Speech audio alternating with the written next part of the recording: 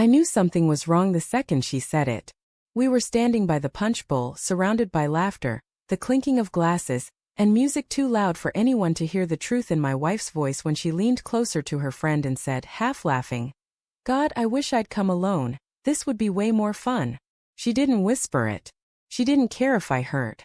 For a second I stood frozen, cup halfway to my mouth, pretending I hadn't just heard my wife of 9 years make me sound like an anchor dragging behind her life raft of fun. But the way her friend smirked and gave me that look, the kind that says, "You poor thing," burned more than her words. I set the cup down, my hand trembling slightly. "You okay?" I asked her, trying to keep my voice even.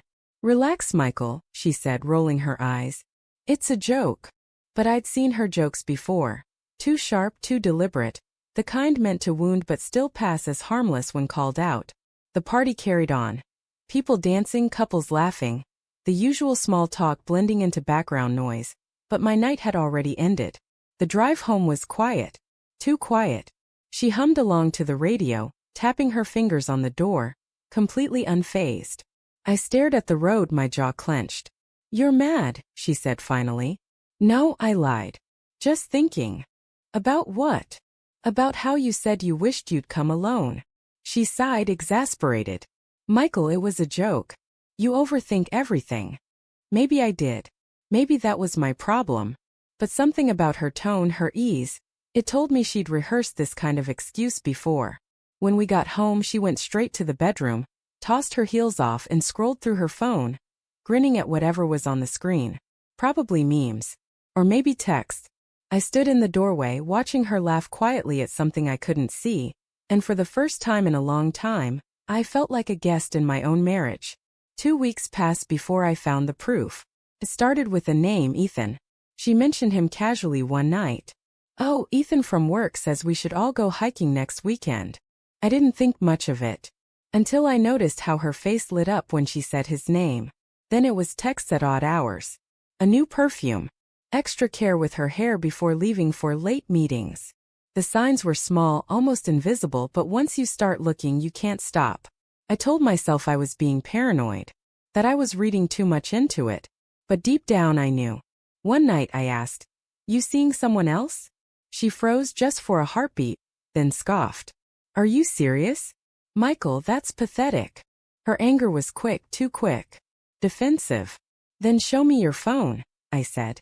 Her eyes narrowed. "You don't trust me?" I didn't answer. She held my gaze for a long second, then grabbed her keys and stormed out. The door slammed so hard the picture frame above the couch rattled. She didn't come home that night. At 3 a.m., I sat in the dark living room, staring at the faint glow of my phone, fighting every urge to call her. I finally did. Straight to voicemail. By morning I'd already decided. I needed the truth no matter how much it hurt. I called a private investigator. I felt ridiculous saying the words, like something out of a bad movie. But desperation makes you do things you'd once sworn you never would.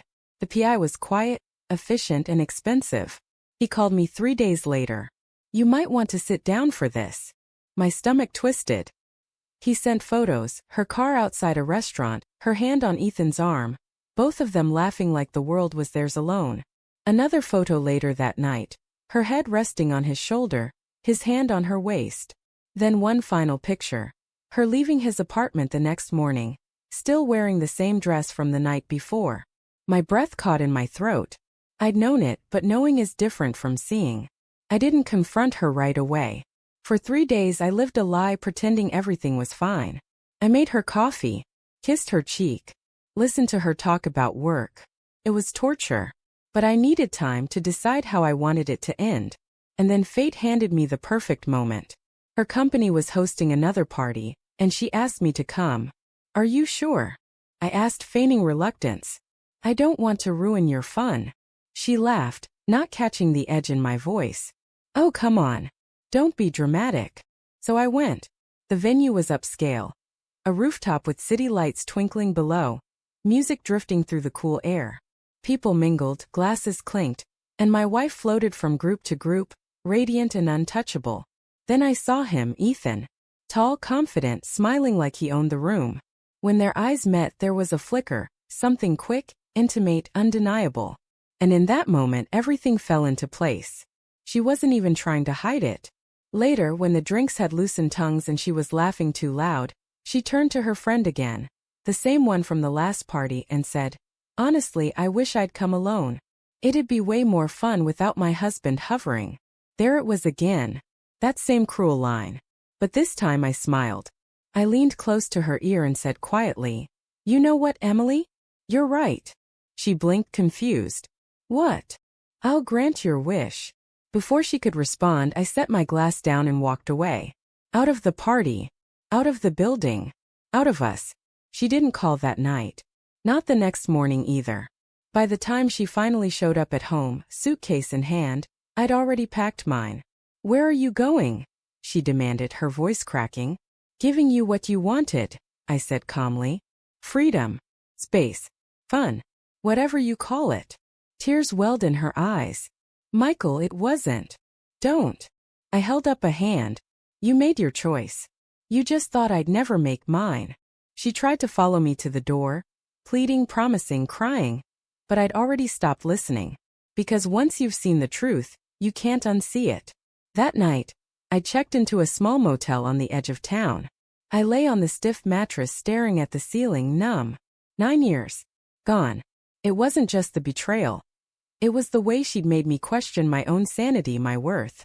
I replayed every laugh, every kiss, every late-night whisper, trying to figure out when it all had started to rot. Maybe it had been years ago. Maybe I'd been clinging to a ghost long before she ever met Ethan. And yet, somewhere beneath all that anger and heartbreak, a strange sense of calm began to settle in. Because the truth, as brutal as it was, had finally set me free. A month later I filed for divorce. Emily didn't fight it. She cried in court, said she regretted everything. Maybe she did. Maybe she just regretted getting caught. I didn't stay to find out. When the papers were signed, I walked outside breathing in the sharp winter air. And for the first time in years it didn't feel heavy. I looked up at the sky and thought about that night at the party. Her words, her sneer, the way she said she wished she'd come alone. Funny thing was, so did I. Because in the end, walking away alone was the first time in a long time I felt like myself again.